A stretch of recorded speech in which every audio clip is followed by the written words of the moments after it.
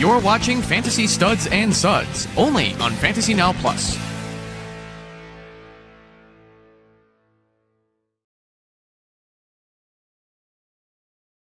Fantasy Studs and Suds. I am Jeffrey Crisp, and alongside of me is my co-host, C.J. Pudge LaPage. Our segments today will include Fantasy Studs. Today we are going to look at Kirk Cousins, Aaron Rodgers, and Aiden Hutchinson. Fantasy Leagues, alternative methods of draft clocks. Fantasy Priority, when is a reach too much of a reach? Fantasy Suds, our beer selections of the week. And then Fantasy Funz, we'll talk a little bit about the Fantasy Cares Tadpole Bowl. Hey, Pudge, how are you doing today? Fantastic. It's almost June, so a lot of big things happen in June. Last day of school is next week. We are getting ready in the LaPage household to indulge in the summer festivities. So it's a fun time for everybody here. Yeah, I'm looking forward to summer. Obviously, last weekend, as we talked about, kind of kicked off the summer season in the Midwest. And after that, have seen a lot of rain off and on, a little bit of sun popping in there. But for the most part, it got a little colder. It got a little rainier, and it didn't remind me much of summer. But I'm looking forward to the next week or so. We got some beautiful weather coming up. So and that is our weekly weather report for all of you in the Midwest. So that's what it's becoming, isn't it? That's our beginning. I think we might have to come up with something a little more entertaining for anyone watching. But let's go ahead and kick it off with Fantasy Studs. This week, amidst Kirk Cousins' absence from voluntary OTAs, Aaron Rodgers has been steadfast that he will not don the black and yellow in Pittsburgh. He has been steadfast that he will don the black and yellow in Pittsburgh.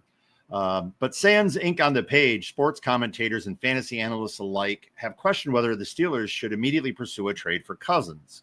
What do you think, Pudge? Well, I am a NFC North truther fan, long life lived up here in the great North. And we are not Aaron Rodgers fans.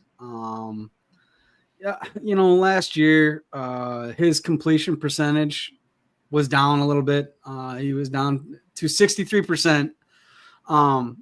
He didn't have 4,000 passing yards. His completions percentage was down to 6.7%. He did have 28 touchdowns to his 11 interceptions. And he boasted a 90.5 passer rating, but there's another guy that might be cheaper that I think fits the Steeler mold much better.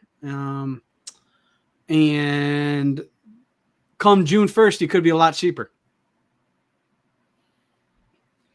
Well, the Steelers have gone 21 straight seasons without a losing record. Now, albeit 4 of those were 8-8 before the expansion to 17 games. But at this juncture, I swear I could probably start at QB and the Steelers would still would not lose 9 games. But if they don't get Aaron Rodgers, and we'll talk a little bit about Kirk Cousins in a moment, can the Steelers be successful with Mason Rudolph? They were before.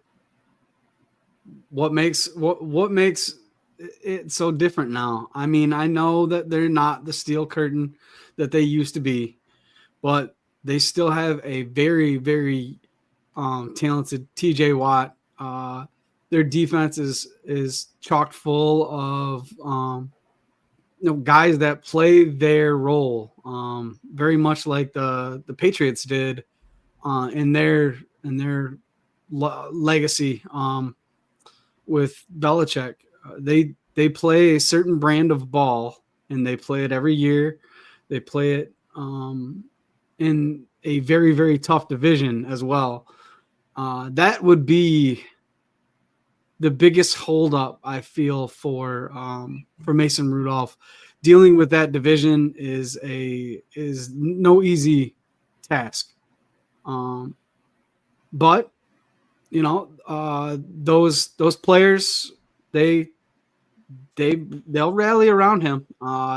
They love Tomlin. Tomlin's a player's coach, and whatever Tomlin brings to the table, I think that they'll deal with it and they'll play well. Well, setting aside that Kirk Cousins was the last, excellent quarterback to don the green and white for Michigan State University. I think Kirk Cousins is a much better option for the Pittsburgh Steelers than Aaron Rodgers. The biggest concern with with Kirk Cousins is his injury. How do you feel he'll come back? He'll respond from the injury that he sustained. There's been a lot of talk about his inability to, plant that right foot and to be able to, propel or to, propel himself into throws. Do you think that this year he will have recovered enough? Do you think he'll trust it? Because again, reports have been that, and when you watch some of the games, it appears that he hasn't trusted it. What do you feel about the injury? Well, if you look at the timeline, him and Aaron Rodgers had the same injury, right? Achilles. Look at the time of Kirk Cousins' injury, and Aaron Rodgers did it in the first game of the season last year. He had a substantial amount of recovery time compared to Kirk Cousins. But if you look at their stats last year, I would take Kirk Cousins in a heartbeat over what Aaron Rodgers brought to the table regarding the Achilles injury. I think Kirk Cousins rushed it. Maybe he had a setback and didn't want to lose that job to a rookie. Pride, that's big for those guys. They'll suck it up. And we all know Kirk Cousins is no stranger to playing with injury. He'll tough it out, and he'll tough it out for the best of the team. A lot of people, they look at his 2024 season and I feel like they look at Michael Penix as a long-term starter. He only played 3 games last season. Those 3 games he did well, but if you look at his completion rate under pressure, it's 56.9%. Aaron Rodgers is 56.8%. So they're nearly identical there. And in 3 less games, Rodgers only had 300 more yards than Cousins. So if you want to compare apples to apples, I would take his 2024 season, put some context with that Achilles injury, and give Kirk Cousins the benefit of the doubt. I really think that him having another 12 months since the injury will give him that confidence that he had. Now he's going to throw some interceptions as he does, but so does Aaron Rodgers. They're both in the mold of Brett Favre with those big, long, deep balls that we all love to see at the end of games. Well, and I think Cousins, yeah. I mean, anyone knows who's watched Cousins knows that once he's under immense pressure, he develops fumbleitis severely. But given time, he can throw with the best of the quarterbacks in the league. Completion percentage under pressure: 56.8 Aaron Rodgers, 56.9 Kirk Cousins. So I don't want to hear it. That's good to know. I'd like to know how many times Rodgers fumbles the ball compared to Cousins, but that's a different that's a conversation we can have later. I know, and I don't remember if it was Rich Eisen or who it was that stated that there's really no incentive for there's really no incentive for the Falcons to trade Cousins because after, like you just said, after June 1, I think they eat a huge portion of his contract, and most of his contract has already been paid for. So, I mean, there's not a whole lot of dollars left on the table. Can you see Atlanta just stashing him and keeping him as backup to Penix in the event of either poor performance or injury? No, I don't. Kirk Cousins is 37 years old. I don't think they would do that to a player, especially that caliber of player.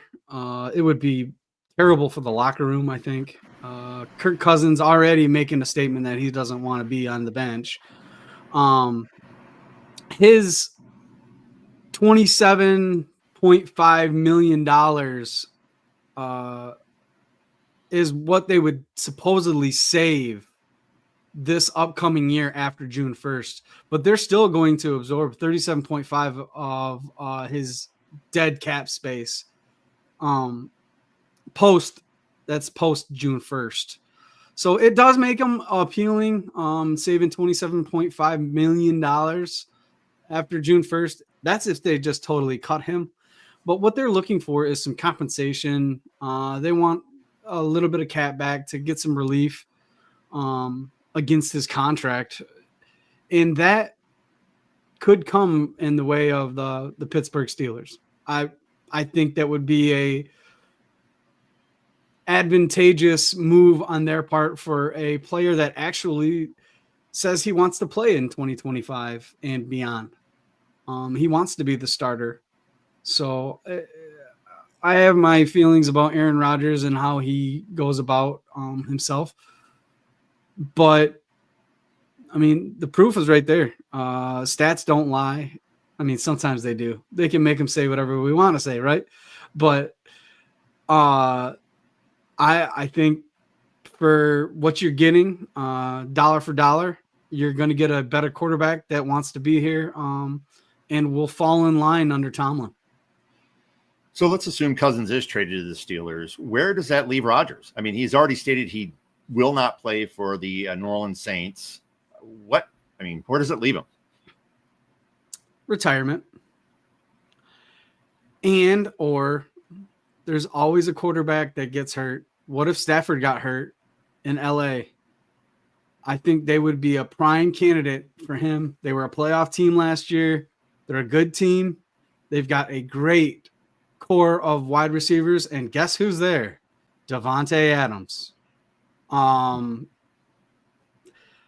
If anything happens to Stafford, I would say that their first call, if Rodgers is not a Steeler, it will be to Aaron Rodgers on the couch. Okay. So this week, Detroit Lions edge Aiden Hutchinson was given his all clear to return to all football activities. Lions fan and IDP fantasy enthusiasts are eager to see Hutch back on the field after his ugly injury in Dallas last October. At the time, Hutch was on a tear, leading the NFL in a few stat categories, including sacks. The question after such a devastating injury and long recovery is, will he return immediately to form, or will we see a slow, progression? What do you think? Well, that is a horrific injury for anybody, not just a football player. He will have problems with that injury until he is collecting Social Security. That being said, it might shorten his career, but I don't see it making a big deterrent on where he picked up or on picking up where he left off last year. I think he's going to be right there among the elite edge rushers. And if he's not first in sacks next year, he'll be top 5 barring another injury. If there's one silver lining in the Lions losing in the divisional round last year, it was the Detroit Lions not rushing Aiden Hutchinson back. There was a lot of speculation that had if the Lions made the NFC Championship game or made it to the Super Bowl, Hutchinson would be activated and he would play. This allowed an entire offseason for him to recover, continue his rehabilitation, and work on strengthening himself. Do you believe that had he come back later in the playoffs, had the Lions moved on, that it could have caused problems this year versus what is now transpired? Yeah, Aiden's one of those guys, right? High motor. You aren't going to keep him off the field with a couple of aches and pains. That being said, those doctors, they get paid a pretty good sum. And I don't think that they're going to put their career out there. If he was able and ready to go, maybe not 100%, they would. I believe that he would have been out there. But if he wasn't able to go, if he wasn't able to be Aiden Hutchinson, Dan Campbell is known for keeping slow playing injuries. I was surprised that they rushed David Montgomery back so quick last year, but they slow played Jamo when he came back from his ACL in the national championship game at Alabama. They like to make sure their players are 100% or damn near, and they don't rush players back, which is, it's a mighty testament in a league that you must win to stay on top, because winning cures everything in the NFL. Do you think Aaron Glenn's departure will have any impact on Hutchinson's performance, or do you see him coming back true to form? Well, them losing Aaron Glenn stinks. It does. But I think that's going to be more for the defensive backfield. As we know, Aaron Glenn was a longtime Jet and Saint prior to, as a defensive back in the NFL. And now we've got Coach Dreadlocks out there looking like Predator. And he is a linebacker, an ex-linebacker, in a darn good one too. So if anything, I think this is going to be a huge benefit for our edge guys, Jack Campbell and Anzalone. I really think them having a former linebacker as their defensive coordinator now is going to ramp up their blitz schemes, and I don't think they're going to play as much man as they have in prior years. Well, the Lions will be eager for Hutch to return to form and pay dividends for his selection when the Lions were on the clock. But what happens when you are on the clock, and what defines the clock? So there's been a lot of talk about different draft clock methods in different leagues. And the biggest clock that's used during slow drafts is usually an 8-hour or 24-hour draft clock, sometimes with a pause overnight and other times without. But in leagues that I commission, I've had a different method, two different methods that I tried. Now, one was a method that we used for a startup. The other method was used for rookie drafts. So the first one, let's talk about the rookie drafts. What I've scheduled are what we call 24-hour windows, 12-hour windows. And with those 12-hour windows, when the draft begins, let's say it begins on June 1, the first draft selection is on the clock, 101, between 9 a.m. and 9 p.m. The 102 is on the clock from 9 p.m. to 9 a.m. and so on. And what this allows is everyone who has a draft selection knows exactly when they're going to be on the clock. Now, it doesn't mean you have to wait until you're, if the 101 makes a pick within 2 minutes, 102 is immediately on the clock. But they have until the expiration of their 12-hour window in order to make their selection. What this allows is it allows people to have lives. A lot of these rookie drafts are during the summer when people are taking vacations. Sometimes they don't have the ability to communicate. They might not have signal for their mobile devices.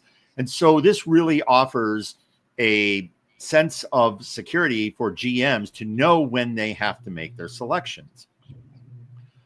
One of the downfalls of this method is a person could take until their expiration to make a pick. So if you have 101 and 102 that make their picks within minutes, that allows 103 to have approximately 36 hours in which to make a selection. And that has bothered some GMs at times. But this allows us to also deal with the struggles that come with multiple time zones. If you have GMs that are in different time zones, you once again have to find a way to accommodate everyone. So, Pudge, you've been in leagues where I've had this 12-hour window. I don't know why I keep saying 24. This 12-hour window. What are your pros and cons? What are the things you like and dislike about that approach? Well, I do love the fact that I know when I'm going to draft. It's nice. You go in and say somebody drafts and you got your phone on D&D. Do not disturb for those people that don't like Dungeons and Dragons. I love the fact that I can shut my phone off and nobody can bother me. We've talked about it before on here. Family time's family time, right? But then I do like a draft that is moving along at a good pace. And after that time has passed, I'm usually pretty good at picking up where I left off, knowing who I'm going to draft, and going from there. But if I've got another pick in a couple of in the next couple picks, if I've got a pick in the next couple picks, I get antsy. I get a little irritated. I am impatient. I'm like a child on Christmas. The draft for me is fun. It is a ton of fun. It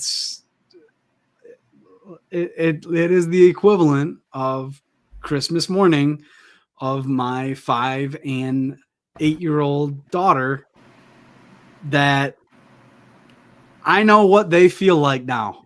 Again, and it's fun. It brings a different aspect to the draft that you also get those times where they're in training camp and somebody has an injury on a Friday afternoon and you don't pick. Let's say the last pick was Wednesday and you don't pick again until Monday. And you wait for that information to come through. I've seen GMs do that and play it slow. And that's a smart way to play. I mean, you are taking your time with your pick. It is your pick. And you are getting all of the information, not bits and pieces.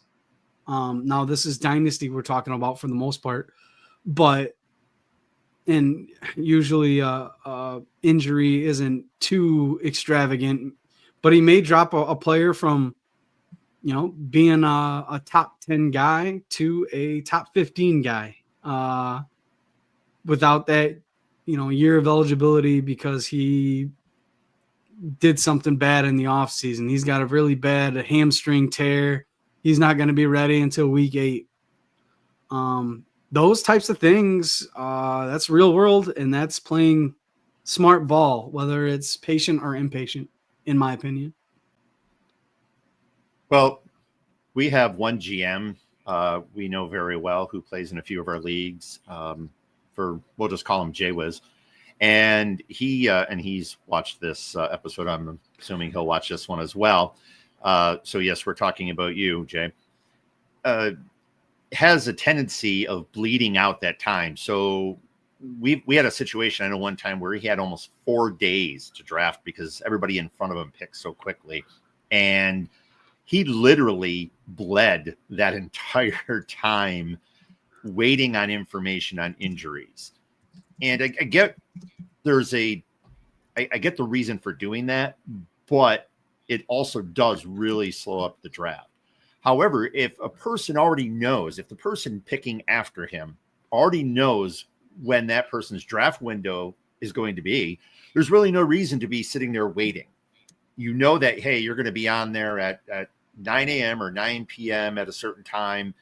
And when you're there, you don't have to worry about going back to the clock. I've had problems where, hey, I kind of felt the pace of a draft and you get the cadence. And so you kind of, I'll come back in a few hours and I'll check. And the next thing you know, the 8 picks in front of you just all went off the board in, 20 minutes. And now you're on the clock and you had no idea. So by the time you pick up your phone and look, you're already at the end of your window. If it's 12 or 24 hours, that's not so bad. But if you're in a slow draft that is, 4 or 8 hours, you can really exhaust a lot of your time clock looking at what is available. And now, obviously, those opposed to this would say, well, you should already kind of have an idea of who's on, who's available and who you want to take and so on. But we all know that doesn't always work that way. So I've been a big pro of this 24-hour window method. I think it's really worked well.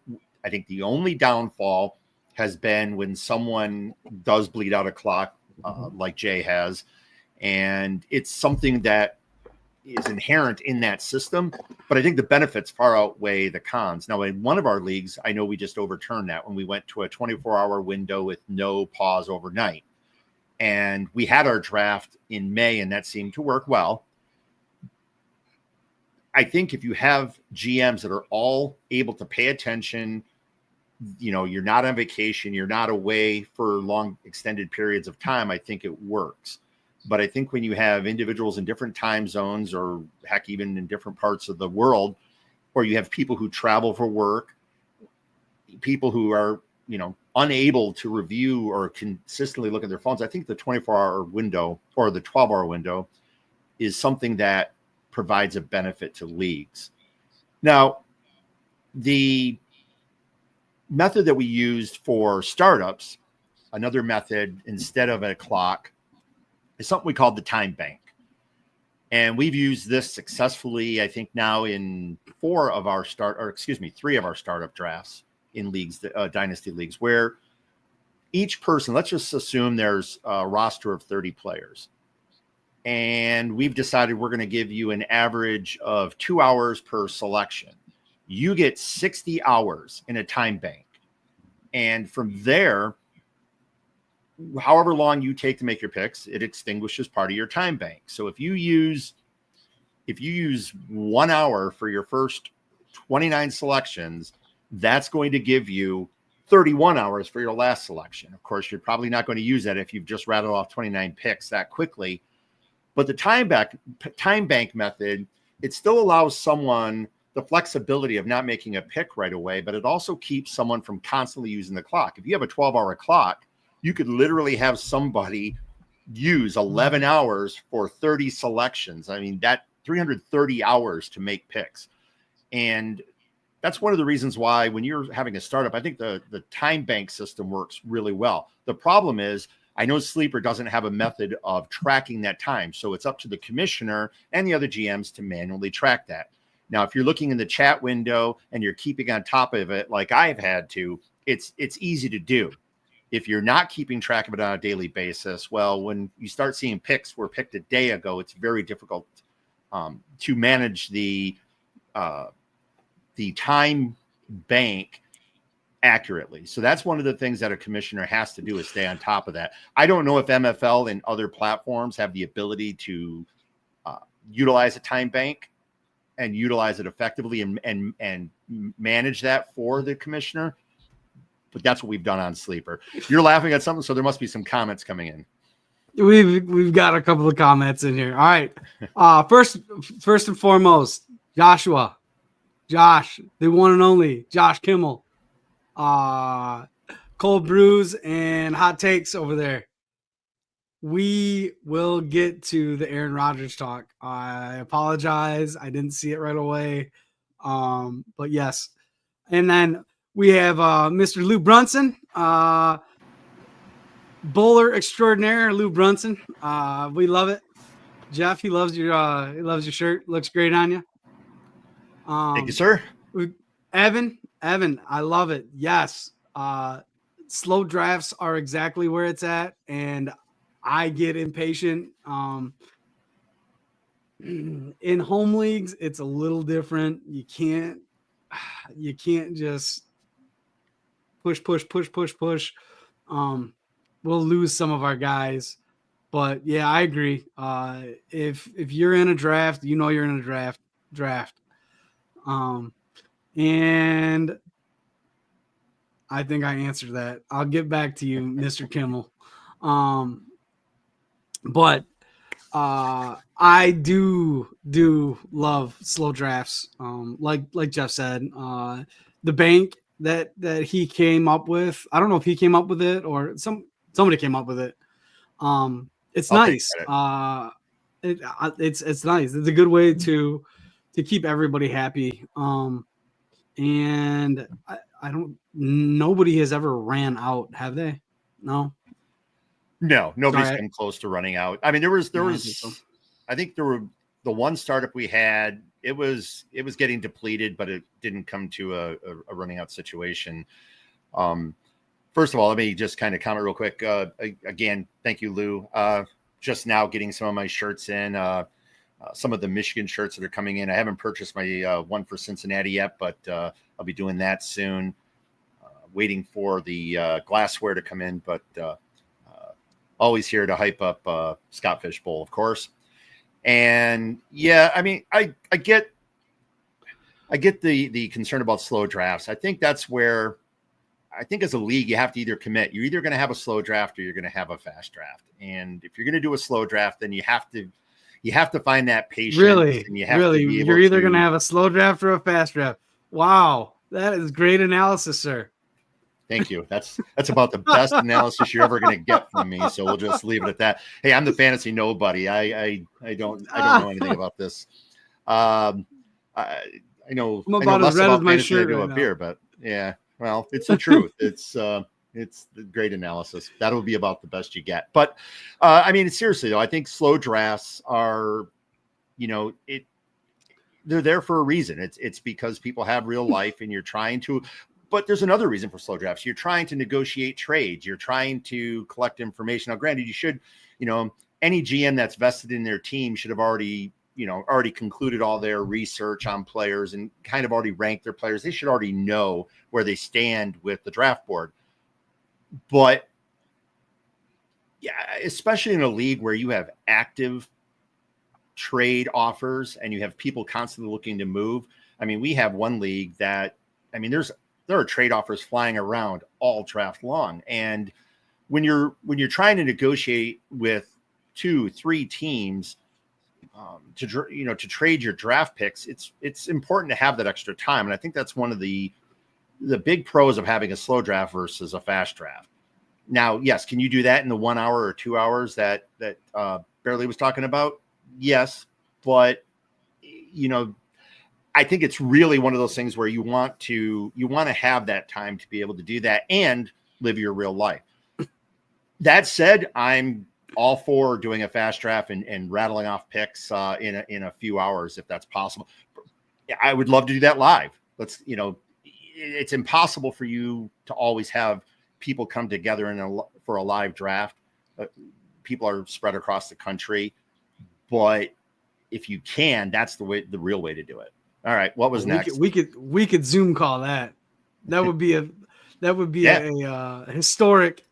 You know what I want to get? I want to get Evan and Josh in a league together because one is going to take his full 11 hours and 59 minutes, and Mr. Evan is going to really not like that. And it'd be some good content. I would love to see it. Not in our auction league that we're currently in, but it would be fun.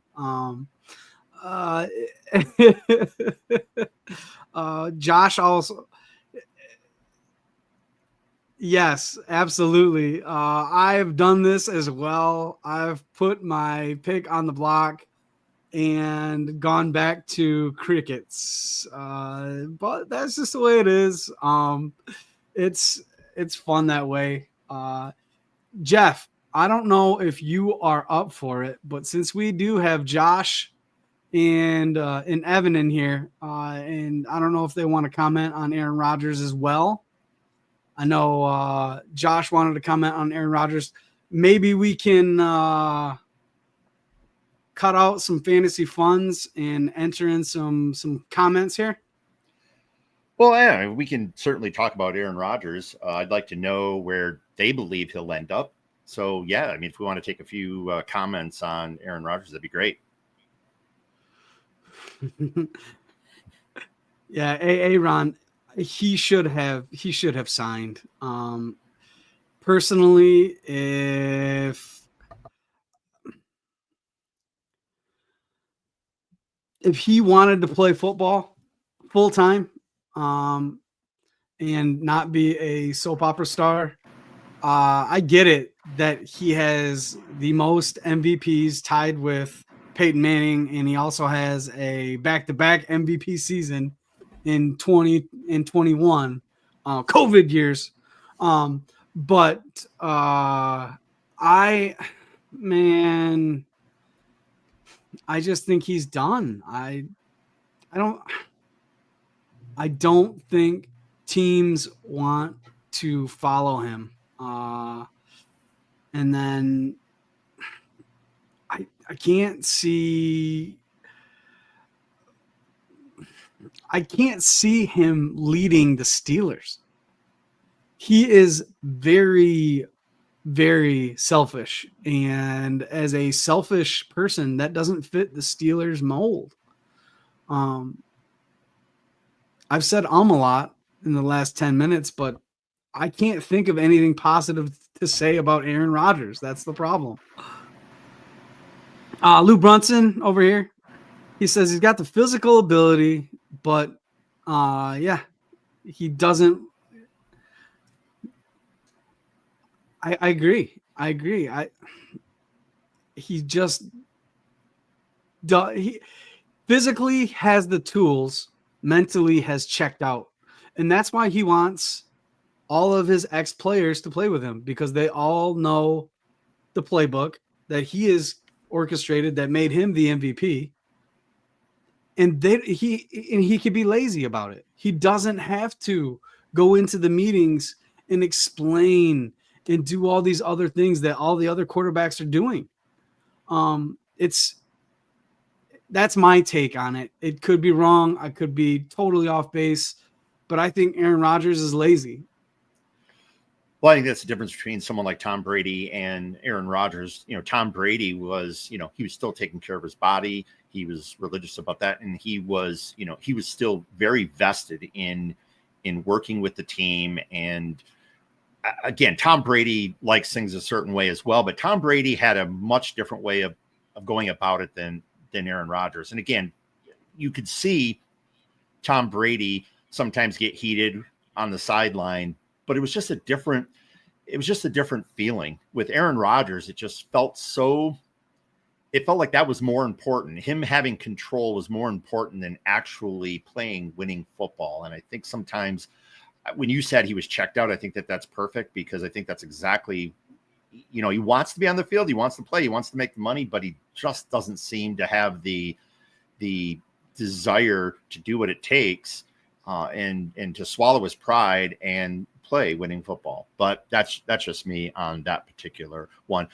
Another comment that Lou had was he was talking about his. I agree with you, Lou, on the picks, on the auto queuing. One of the things I learned with the eliminators that I was in 10 different eliminators this Jeff. year, Fantasy Care eliminators, and I was, I was struggling with that and other drafts and trying to keep track of them, and I was really relying on the auto queue in MFL to help me with that, and that was phenomenal. I won't queue so far as to go 24 picks or 2 rounds in the future, but when I knew I was 8, 9, 10 picks away, I'd immediately queue my players, and that worked really well. Now again, with a best ball, that's a little bit different than say a dynasty league, but if you've pre-ranked your players and you kind of know who you want in what spots, I think ranking or in auto queuing is something that is very, very useful. Unfortunately, trying to get a lot of GMs to do that is not easy. We've talked about that before, and many of them they won't do it. So but I would agree with you, Lou. I think that if every GM would do that, well, then you would have a fast draft. And if you ever want to cheat against most of us, Lou, we are all have our rankings posted at fantasypros.com. So if you want to know who we're going to pick next, you can just check that out. And back to Mr. Kimmel. This will be our one last comment. He says, in my humble opinion, I think it's ridiculous how much the hate that he gets. Okay, he does get an exuberant amount of hate, but so does Phillip Rivers. Phillip Rivers is known as a big a-hole. And our, let's see, Matt. I'm drawing a blank. Atlanta quarterback, Matt Ryan. He was also known as a very demanding quarterback. Now, these are demanding quarterbacks, and these guys aren't getting the teams to try and tailor make them to fit him. When Matt Ryan went to the Colts, that did not happen. Now, we do have pairings of ex-quarterback, wide receiver, and I think that's generally just to make the terminology crossover a bit better. This is real football we're talking about. This is not fantasy points per game. These are not. These are things that go on in the real locker rooms and in meetings. But I don't see Aaron Rodgers being the guy that says, you know what, DK, you're supposed to be here. This is why. He's going to say, hey, DK, if you're not here, you're on the bench. And that's the way he's played football. That's the way he's played football for most of his career. He will alienate players. He'll definitely alienate players that are not, living up to his standards. I mean, that has been long discussed and analyzed over his career. I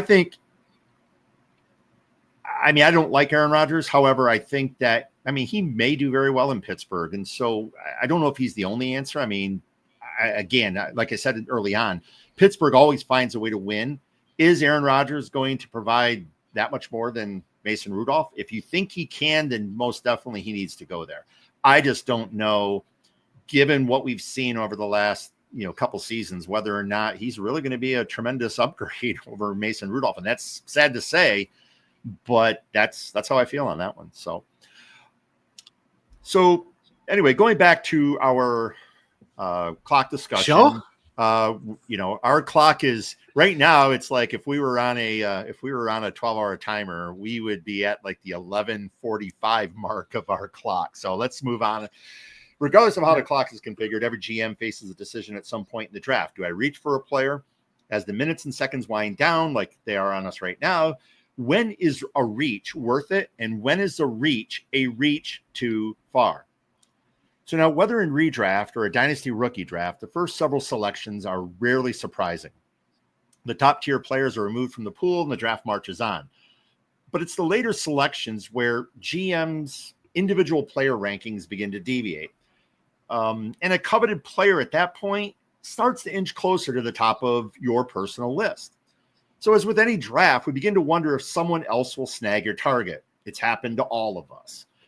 And we've been sniped more times than we care to. So that's when the internal debate of when to reach for a player that may even be beyond your personal rankings starts to play in. So when do you pull the trigger? So Pudge, what makes you decide to reach for a player? Well, I will go to ECR and then I will go to ADP. ECR I'll check out on fantasynowplus.com, as well as Fantasy Pros, who have a really good way to filter the expert consensus rankings. That being said, if I've got a guy, let's say Jaden Reed, right? He's going in the 5th round. And Mr. Jaden Reed is my guy. He's a Michigan State guy. I like the Packers offense. Go green, go white. Let's get him on my team. If I see that he's going in the 5th round, I will absolutely go one round, and I will pair their rankings against mine and see if there is a huge discrepancy. And if I know that there's other players in my league, we play in a lot of Michigan home leagues, and they know that we play, and we have our certain teams that we like. Those guys are going to get pushed up the board. It's just what happens. I feel comfortable going at least one round in the earlier rounds. I figure 5th round is an early round to me. Now, once you get in the 10th, 11th round, then I will start to reach a little bit further. If I have a guy that I really like, or if I have a rookie that I think can make an impact that year in all my redraft leagues, I'll go out and try and nab him. Now, in dynasty leagues, most of our rookie leagues, they are about 5 rounds. Now, when you are in round 3, reach away. You have such a low probability that it really doesn't matter. If you reach for a guy that you think is going to be undrafted,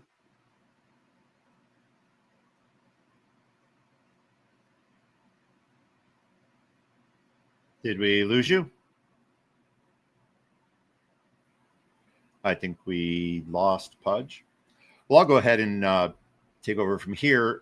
So for me, first of all, I mean, as far as ADP and ECR is concerned, yes, I'll always look at those, but I have my own personal rankings that I refer to, and I may have a player that, simply is in the lower, say a player that's in the lower 2nd or 3rd round, and I know that there's somebody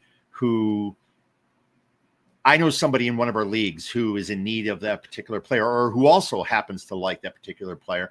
I may make the leap. It really depends. Now, I will often reach if I was also successful at one position and want to bank on potential ceiling. So, for instance, let's say I needed a running back and a wide receiver on my team. And yes, I understand you're supposed to, draft for talent and whatever the cliche is, draft for talent and, trade for need. But I'll also try to fill holes on my roster. And so if I get a player that I want in the 1st round, or someone I was really targeting in the 1st round, then come around the 2nd round, I'm starting to already think about a reach depending on who the player is, where I have them ranked, and how other GMs in the league may also what they may be targeting. And I think that's one of the benefits of being in a home league or in a league where you've been with the other GMs for a significant number of years. You have a tendency of knowing who they like, what they're targeting, what they're wanting to do. And that gives you kind of an advantage knowing on when you can wait for a player or when you may have to make a jump. So I think it's unique in every league that you're in. If you're in a public league with people you do not know, you have no clue. So you lose that advantage or you lose that information that you would gain in a home league. But for me, if I'm making a reach, I don't do a reach necessarily, maybe in the later rounds, but I'm not reaching necessarily just as a flyer, but I'm looking at someone who, I may draft earlier than desired because, again, I've had somebody that I wanted, got them, and now I'm willing to take that risk. So that's kind of where I'm at that part. You had showed a comment there. This is from Lou. Reach is a good pick if it works out. It remains a reach if it doesn't work out. You're not wrong. Absolutely. I don't think it sounds silly at all. Looking back in retrospect at how your selections perform, but I think also your personal evaluations and how you draft. I think that's something a lot of GMs may not do. You have to go back and look at your strategy in past drafts.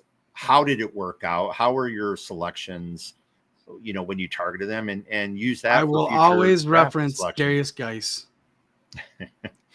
Darius Geis will be my North Star on that is a lesson learned game set match. Nothing silly until it's silly, right? Well, and again, when you look back at your past draft performance and you start to see, things that you've taken, especially when you've taken risks. Again, it's in the first round, it's really hard. I mean, you can mess it up. I've messed up drafts, but it's difficult to mess up a first round draft selection, especially if you're early in the round. But when you get into those later rounds and you start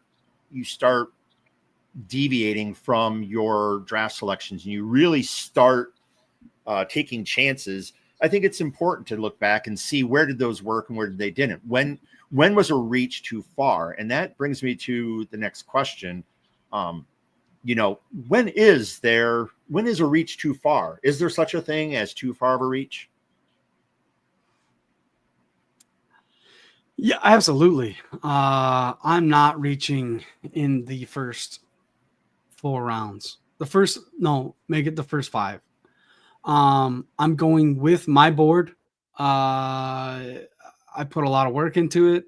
I might as well use it, right? I believe that those players are where they are. Now, most of the time, they're within 2 or 3 picks of ECR. Sometimes they're not, and so be it. But bless you. I believe that there is a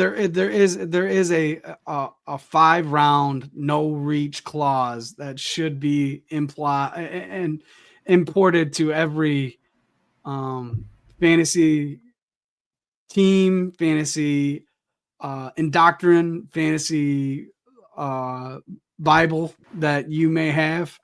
But there are those guys that continuously reach.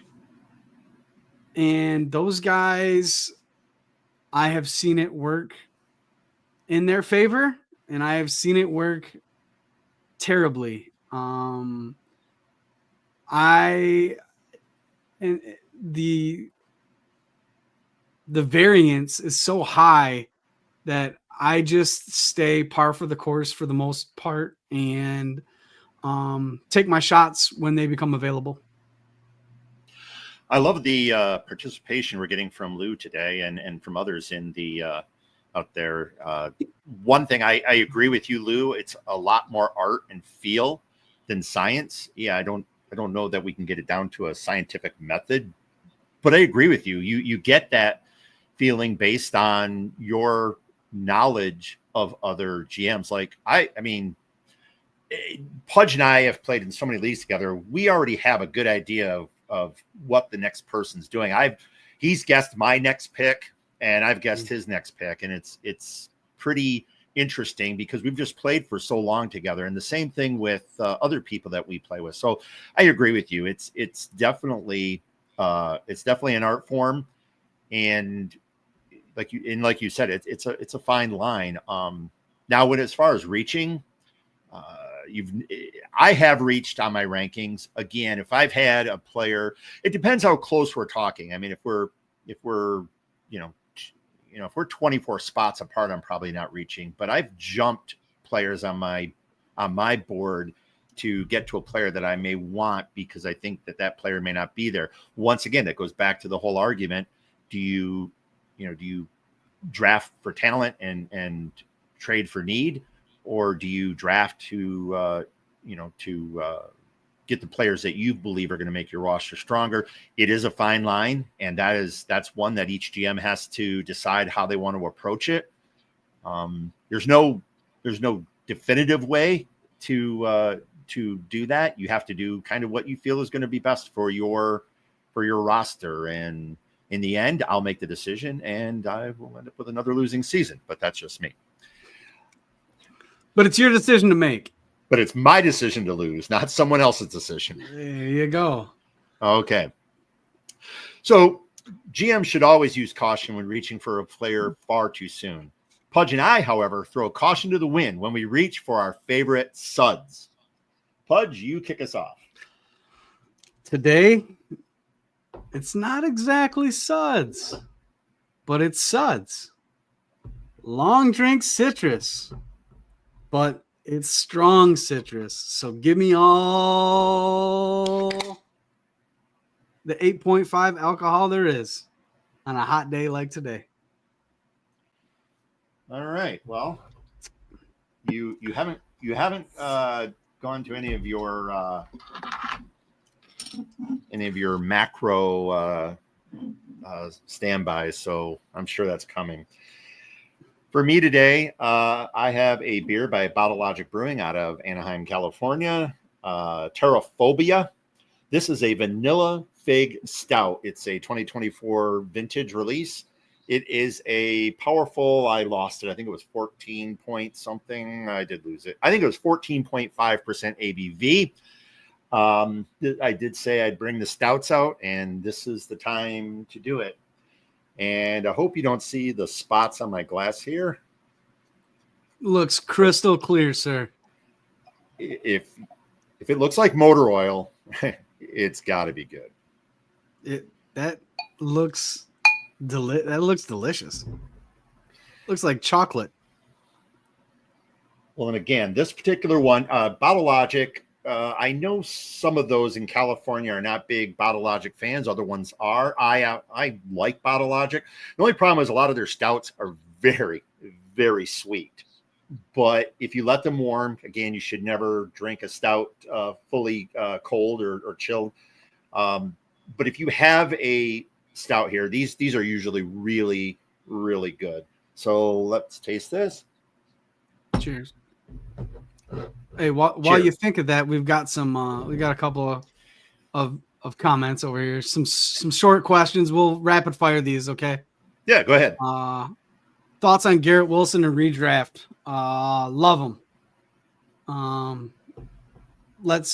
He's going to get 1,200 yards. He's going to get 160 targets. That's it. That's all you need to know. Whether the tight ends are the tight ends, whether the touchdowns come or not, doesn't matter. JSN, Olave, Ayuk, or Kodak. I don't know who Kodak is. But you're not touching those. I would touch JSN. I know that Sam Darnold is not a great quarterback, but there's nobody there. He's going to get 160, 170 targets. They've got rid of Tyler Lockett. They got rid of DK Metcalf, and they have the ghost of Cooper Kupp hanging out there. I think Cooper Kupp was brought in to be the run blocker for that team. He's going to be the run blocking wide receiver, as he was such a good run blocking wide receiver over in McVay in his playbook. Olave is a wide receiver 1 when he touches the field. Now the problem is touching the field.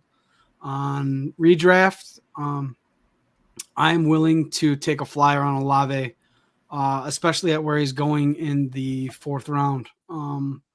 And I think we got everything you wanted there, Mr. Tyler Sperry. But if you have anything else, you can reach us over on Discord. If you're part of our Discord. Logan.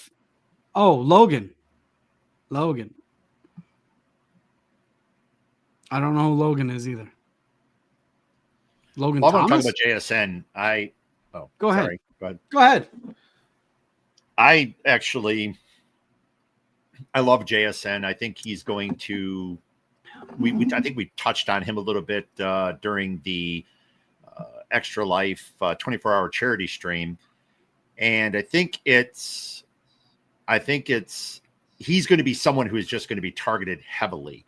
And you're targeted. You have opportunities. You convert those to fantasy stats. And I think that he is going to be incredible with DK Metcalf gone.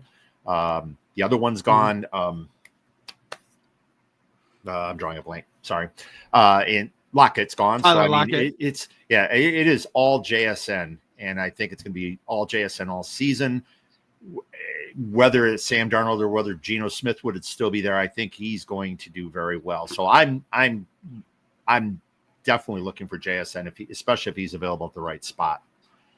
I don't think he likes Ohio State wide receivers. I mean, us over here in the Big Ten, you and I are Spartan guys, but over here he doesn't like JSN, Olave, or Mr. Garrett Wilson this year.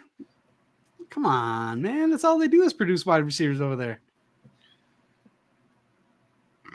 Yeah, I'm not sure about Olave. I don't know what's really going to happen with him in New Orleans. I think that I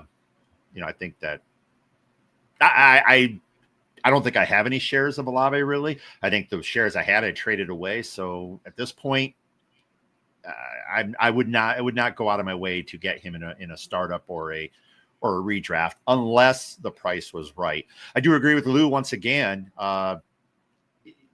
Agreed. You get a player at the right price. If he's fallen to a spot where he's worth the cost, why wouldn't you take it? Especially if you can stash him on your bench. I mean, I'll take Olave as my wide receiver 6 or wide receiver 5, or again, you can't.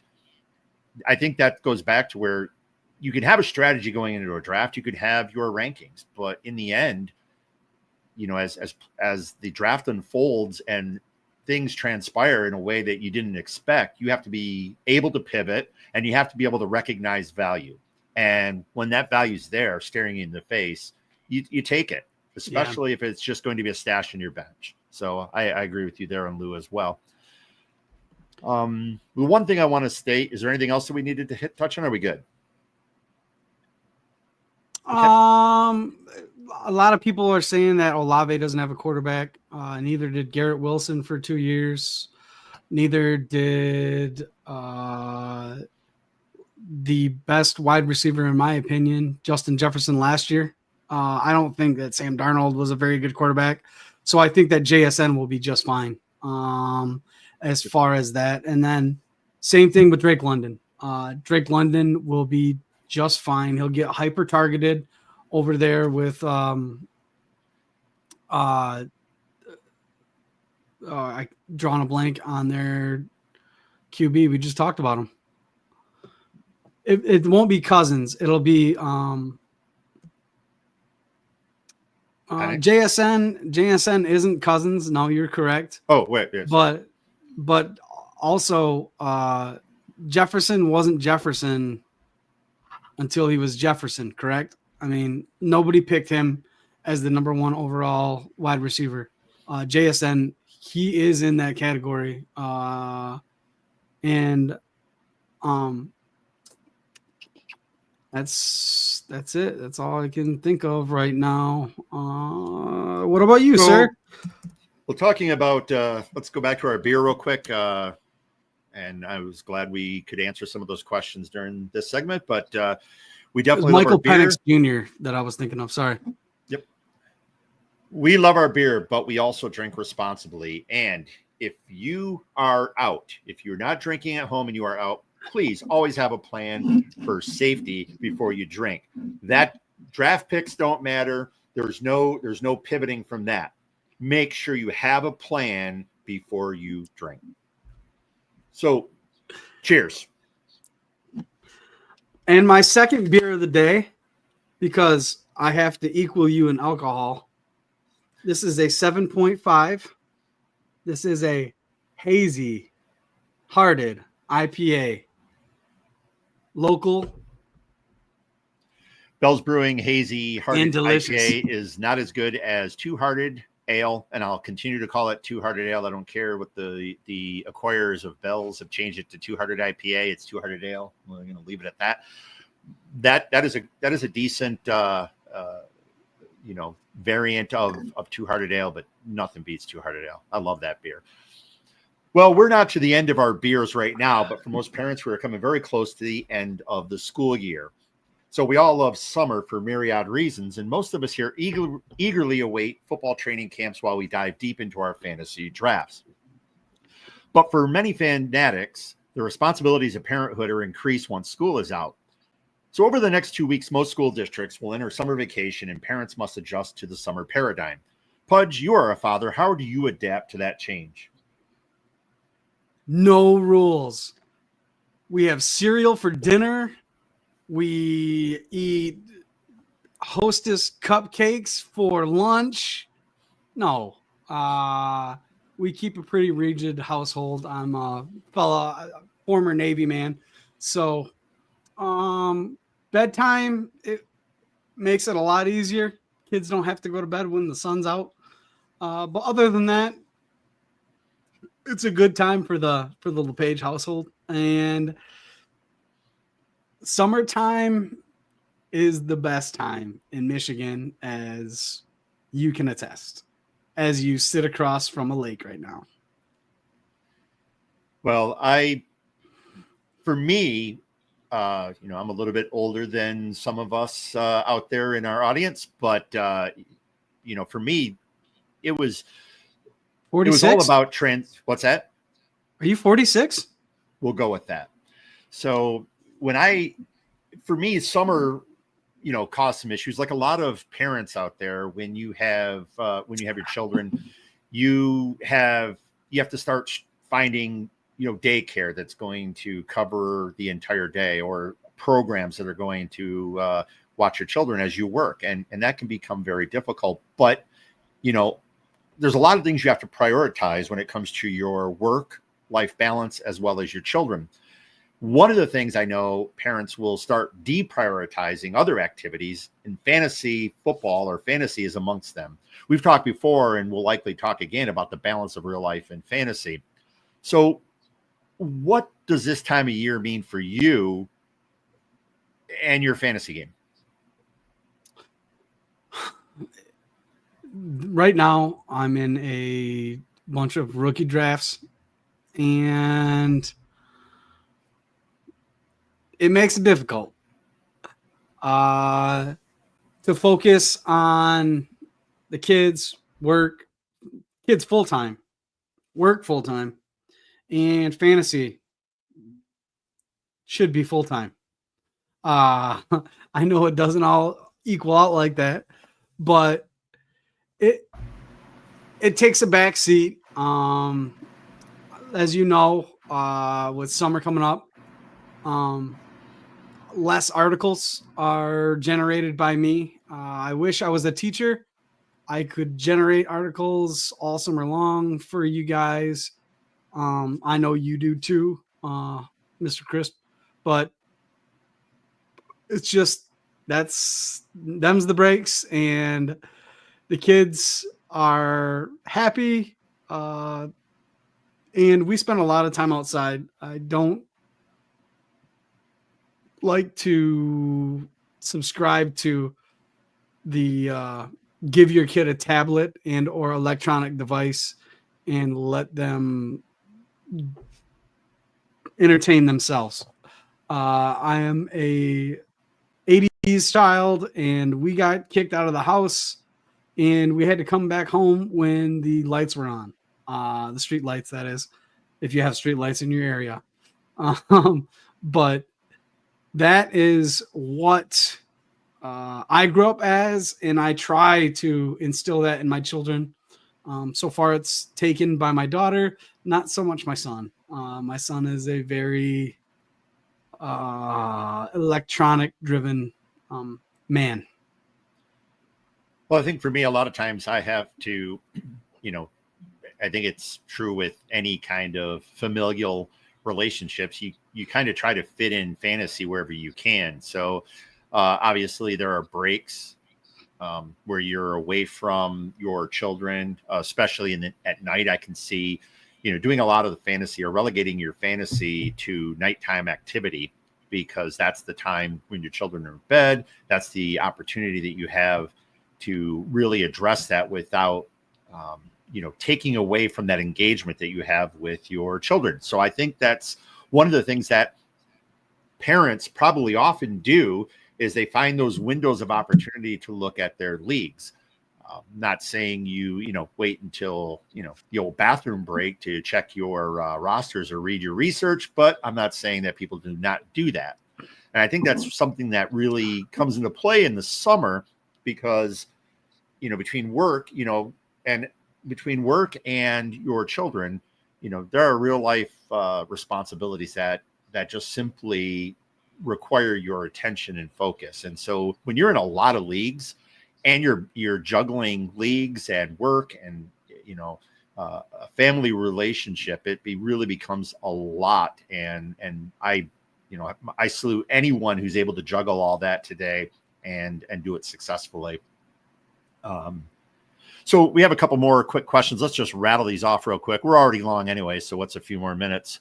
Thank you, Lou. Yes, this is actually an incredible. I just got done talking about how bottle logic is often off. Let me try that again. Hey, it's 14.5%. So I'm bottle logic is. Hey, I'm equal. Not quite. Bottle logic, like I said, their stouts are usually awfully sweet. This one is not. And the fig and vanilla are incredible in this one. So this, if you can find a bottle of Bottle Logic's Terraphobia, I highly recommend you pick that one up. And then we have a question from Tyler. What do you think of Ayuk not going to OTAs? For me personally, I think, they're voluntary. I think he's got a torn ACL. I don't think it's a big thing at all. I don't see that being an issue. Sorry, Jeff. I didn't mean to cut you off, but yeah, I wanted to answer that one. Well, go ahead. Go ahead. What were you going to say? No, what were you going to say? I'm moving on. Nope. So then we go to Lou, and when doing rankings, which position you rank first and which do you rank last, and why do wide receivers go on forever? Well, for me, when I'm ranking, I rank by position first. So it doesn't really matter which order they go in. I'm ranking all the positions. And then from there, I'm blending them together. That's where, quarterbacks, running backs, wide receivers, tight ends, got to rank those kickers, because kickers are people, Pudge. By the way, Jeff is the perfect person to answer this question, because this is exactly how he does his teams. Yep. So I rank all those positions. Once I have them there, then it's kind of a replacement method. I start with, who's my number one? And then who's my number two? I'll start putting players in with the quarterbacks. Then I'll start putting the running backs in with the quarterbacks. Then I'll put the wide receivers.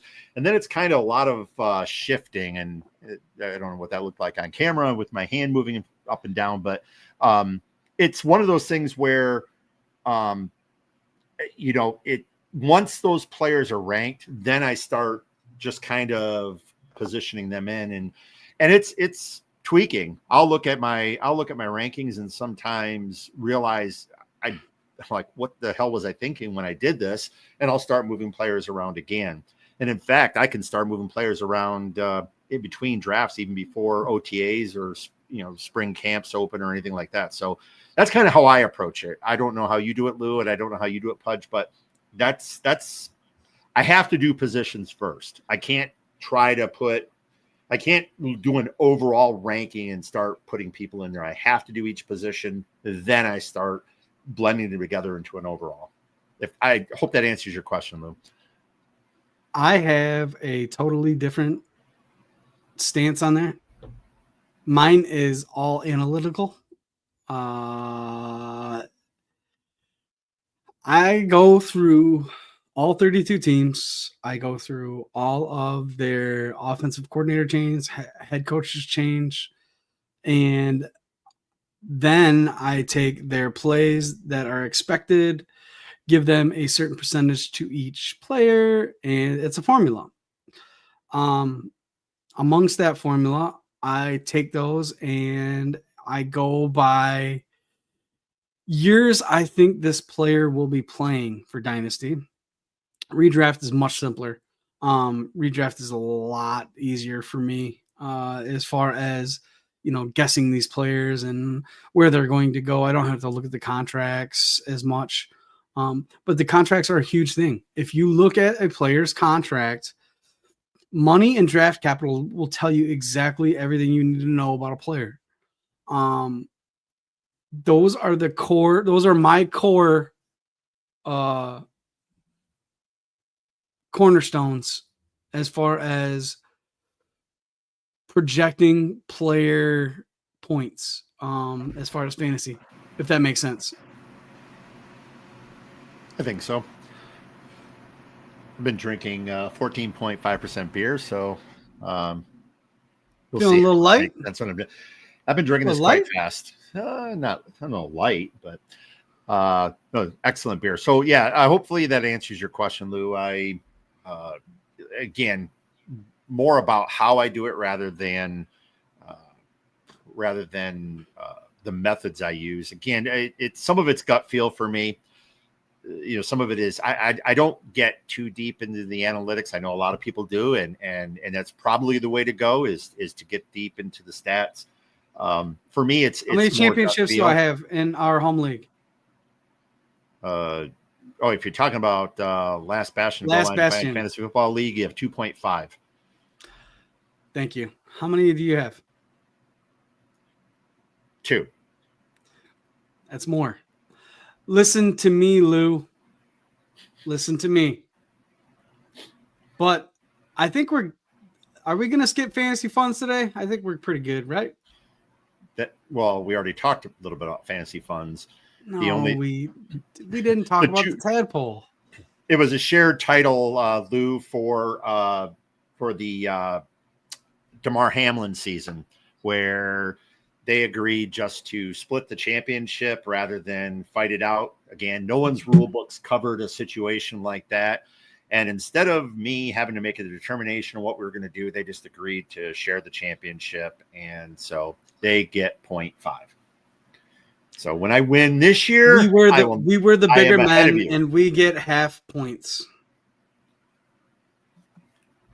Yeah. Oh, yes, I was. Yes, it was very. Oh.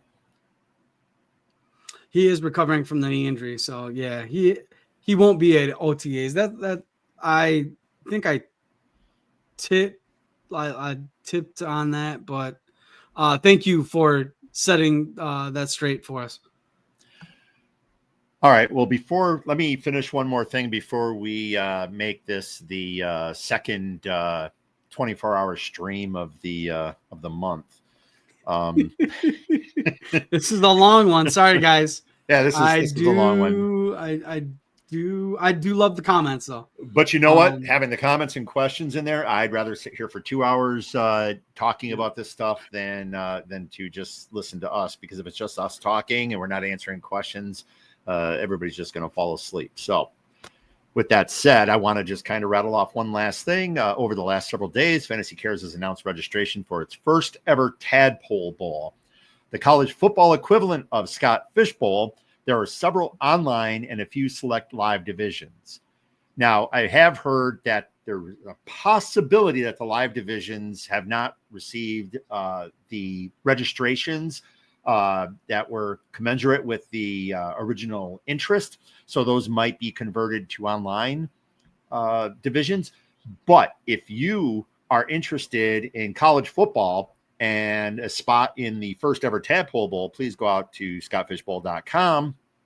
And I suddenly drew a blank of where you have to go after that, but I'm sure you can find it. So scottfishbowl.com and look for the Tadpole Bowl. Now, I have never played college. Motor oil. That's why we don't drink motor oil on live camera. Better than antifreeze. But anyway, so I have never played college. I've never played college only or campus. Look at you go. Formats. I have never played college only or campus Canton formats, but I have entered an online division for the Tadpole Bowl. I'm in the Michigan Wolverines division. Ugh. But hey, it's the closest one to. It's the only one in Michigan, so that's what I'm in. What's Michigan that? Wolverines. Aiden Hutchinson, Wolverines. Don't start upsetting the Wolverine fans out there. Are there any? When it comes to college football, I may be one of the least knowledgeable people you will ever meet. So this is going to be a challenge for me being in this league. But as with Scott Fishbowl, this is all for charity. So fret I shall not. Have you ever played college only or C2C? The only thing I have actually done is Devy Leagues. I love Devy Leagues. I don't get it twisted.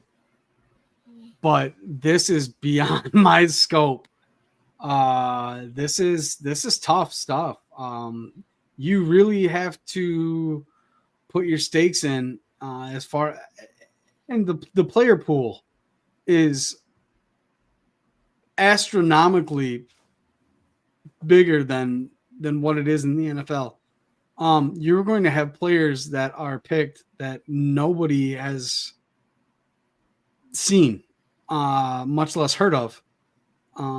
And they're going to score points because people are familiar with these teams. And that's where it becomes a charity.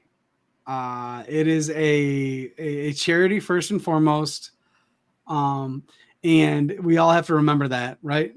It's fun to win, but all of this stuff is going to go towards somebody having a much better time, much better life.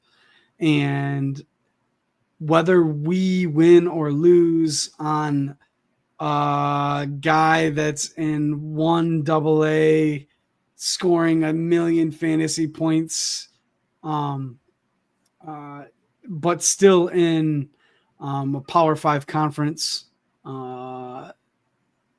it's going to be crazy. Elijah Arroyo, last year, if you look at him, there's going to be some huge surprises. Harold Fannin Jr. Led the NCAA in receptions and yards. He was a Division I MAC guy. So if you pick that guy, you could possibly have some huge points. Well, you figure there's probably 10,000 players across all of the university, maybe even more than that across all of the university rosters. So I'm going to begin my ranking of those players tonight. Call me in October and see how I'm doing with that. It's going to be great. It's going to be fun, but again, it's all for charity. I don't know a thing. Absolutely. This may be the first time that I actually have to use someone else's cheat sheet to do a draft. And hey, maybe because of that, I'll actually win for once, but we'll see how that goes. Pudge, where do we find you? You can find me at LaPage at fantasynowplus.com on Blue Sky, and then FF_LaPage over on X. And for me on X, you can find me at FFCommish_YIS, and on Blue Sky at FFCommish YIS.fantasynowplus.com. fantasycarestadpolebowl.com. First and foremost, I want to thank all of you in the audience for listening. Thank you, Tyler and Lou and Josh, for all of your questions and comments. Thank you very much. Our next episode will be Friday, June 6th at 3 p.m. Eastern and noon Pacific. Please follow Fantasy Now Plus on Discord, TikTok, Blue Sky, and subscribe to this channel here on YouTube. Until next time, for CJ, Pudge, LaPage, I am Jeffrey Crisp. Be good, be kind, be responsible, and cheers. See ya.